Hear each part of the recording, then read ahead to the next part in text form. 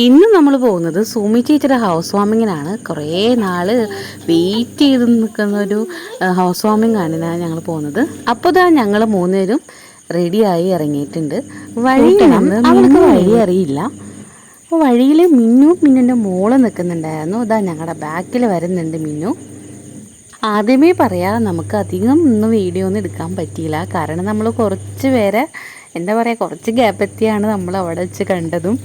So എക്സൈറ്റ്മെൻറ്റിൽ വർത്തമാനമൊക്കെ പറഞ്ഞ് പോകുന്ന വഴിക്ക് പെട്രോൾ പമ്പിൽ കയറി പെട്രോളൊക്കെ അടിച്ചിട്ടാണ് ഞങ്ങൾ പോകുന്നത്. അങ്ങനെ നമ്മൾ സുമിച്ചേച്ചി വീട്ടിലെത്തിയിട്ടുണ്ട്. പോണ വഴിക്ക് വഴി തെറ്റിയെങ്കിലും ഫൈനലി നമ്മൾ അവിടെ തന്നെ എത്തിപ്പെട്ടിട്ടുണ്ട്. അങ്ങനെ നമ്മൾ വീണ്ടാക്കുകയൊക്കെ കണ്ടു.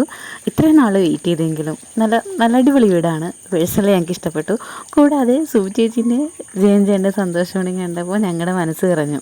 കൂടാതെ എനിക്ക് ഏറ്റവും കൂടുതൽ ഇഷ്ടപ്പെട്ട ഭാഗം എന്ന് പറയുന്നത് കിച്ചൺ ഏരിയ കഴിഞ്ഞിട്ടുള്ള വർക്ക് ഏരിയ ആണ്.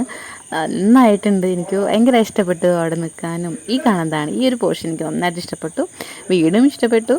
അപ്പോൾ ഈ കാണുന്നതാണ് സുമി ചേച്ചിയുടെ വീടിൻ്റെ അകവശവും. എല്ലാവർക്കും ഇഷ്ടപ്പെട്ടെന്ന് വിചാരിക്കുന്നു. പിന്നെ ഇതാ സ്റ്റെപ്പ് കണ്ട കിന്നരക്ക് അപ്പം കയറണം ഇറങ്ങണം. ഇതാണ് മുകളിലത്തെ ഒരു വ്യൂ വരുന്നത്. മുകളിലേക്ക് പണിതിട്ടില്ല, ഫ്യൂച്ചറിൽ ഇനി ഒരു പണിയും. പിന്നെ ബാൽക്കണിയിൽ നിന്ന് നല്ലൊരു വ്യൂ ആണ്.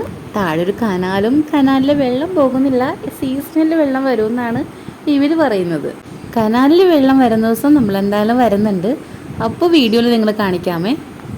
പിന്നെ നമ്മളിവിടെ വന്നിട്ട് വീട്ടുകാരുടെ ഒപ്പം വീഡിയോ എടുത്തില്ല, ഫോട്ടോ എടുത്തില്ല എന്ന പരാതി വേണ്ട. ഈ ഫോൺ ചെയ്യുന്നതാണ് സുമി ചേച്ചി.